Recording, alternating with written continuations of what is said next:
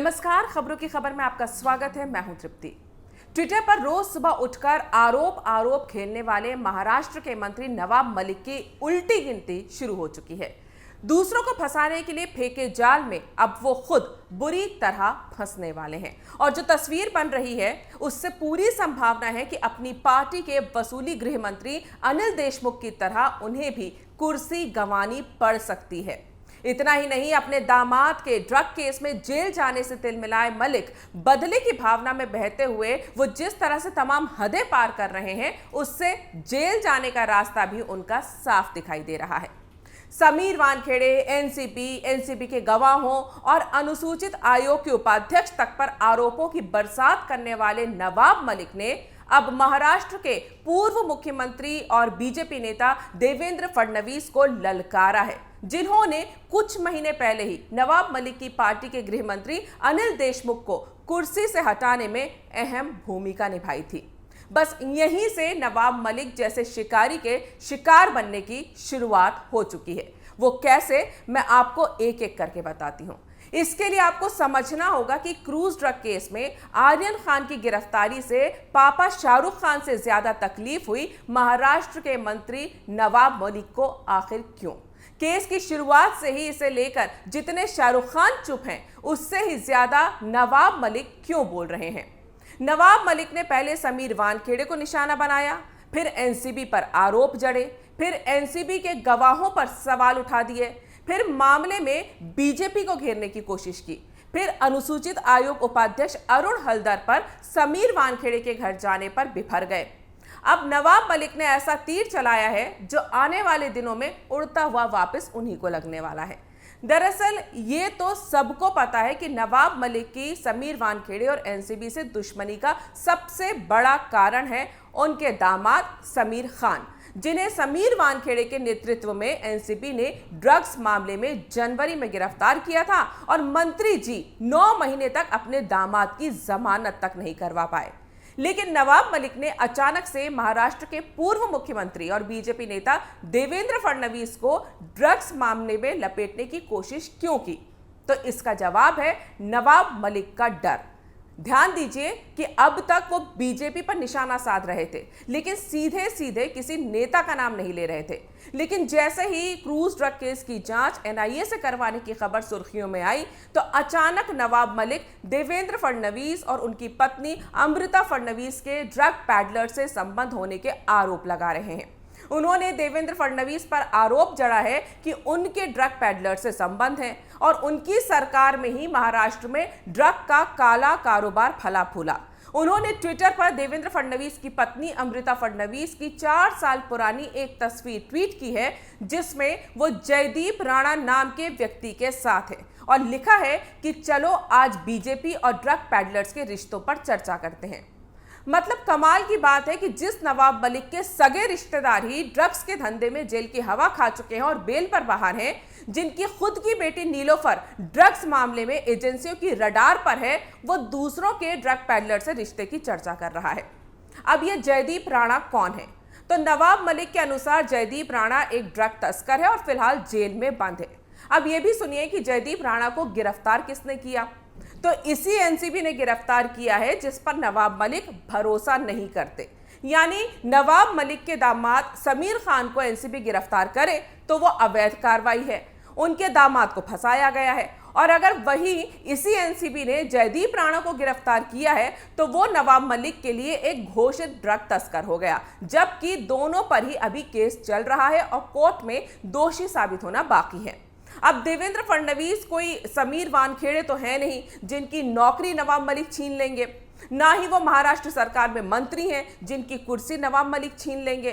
राजनेता के तौर पर जितनी कीचड़ नवाब मलिक अपने विरोधियों पर उछाल रहे हैं और ट्विटर पर सबूत खेल रहे हैं, तो इस तरह के खेल में देवेंद्र फडणवीस उनके गुरु हैं।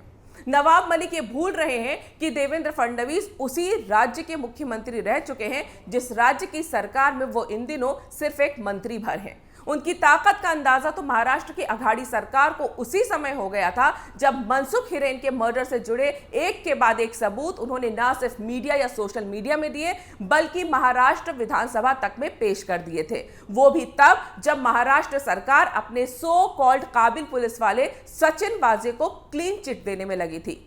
याद रखिए, उस समय भी एंटीलिया केस की जांच के लिए एनआईए की एंट्री महाराष्ट्र में हो चुकी थी। देवेंद्र फडणवीस के आरोपों और सबूतों के बाद जब तार जोड़े गए तो यही मुंबई पुलिस का होनहार इंस्पेक्टर सचिन वाजे हत्या का आरोपी निकला और फिर वसूली गैंग का पूरा भंडाफोड़ हुआ। और आज ये हाल है कि पूर्व गृह मंत्री ईडी ऑफिस में बैठकर सफाइयां दे रहे हैं। सचिन वाजे तलोजा जेल से पुलिस कस्टडी और पुलिस कस्टडी से तलोजा जेल परेड कर रहा है और पूर्व कमिश्नर परमबीर सिंह जो भगोड़ा करार दे दिया गया है उसके खिलाफ गैर जमानती वारंट जारी हो चुका है। तो ऐसे में नवाब मलिक के आरोपों की फुलझड़ी के जवाब में अगर देवेंद्र फडणवीस ने यह बोला है कि वो दिवाली के बाद बम फोड़ेंगे तो तय मानिए कि नवाब मलिक की मुसीबत बढ़ने वाली है। उनके पास तो खोने के लिए मंत्री पद भी है, दामाद पर भी ड्रग केस है, बेटी पर भी ड्रग एजेंसीज की नजरें हैं। यहां एक बात और ध्यान देना जरूरी है कि नवाब मलिक ने अब तक जिन जिन पर जितने भी आरोप लगाए हैं उनमें से किसी में भी कानूनी तौर पर मामला दर्ज नहीं किया गया है। समीर वानखेड़े पर क्रूज ड्रग केस में वसूली के जो आरोप पंचनामे के गवाह प्रभाकर सायल ने लगाए हैं उसमें एनसीबी ने स्वतः संज्ञान लेकर विजिलेंस इन्वेस्टिगेशन शुरू की है जिससे एनसीबी की साख पर लगाए जा रहे दागों का जवाब दिया जा सके। प्रभाकर सायल ने अभी तक इस मामले में मुंबई पुलिस में कोई एफआईआर दर्ज नहीं करवाई है। समीर वानखेड़े के जाति प्रमाण पत्र को लेकर नवाब मलिक ने जो आरोप लगाए हैं उसके विरोध में समीर वानखेड़े ने एससी कमीशन में उत्पीड़न की शिकायत की है। उसमें तो उल्टा नवाब मलिक की सरकार को ही एससी कमीशन ने लेटर भेजकर 7 दिन में जवाब मांगा है और जवाब न देने पर महाराष्ट्र सरकार को समन भेजने की बात तक कही गई है। एससी कमीशन के उपाध्यक्ष समीर वानखेड़े के घर जाते हैं तो नवाब मलिक उन्हें भी नहीं छोड़ते, जबकि कानूनी तौर से देखा जाए तो इसमें कुछ गलत नहीं है क्योंकि समीर वानखेड़े के जाति प्रमाण पत्र को लेकर किसी तरह की कोई इंक्वायरी तो बैठी नहीं है।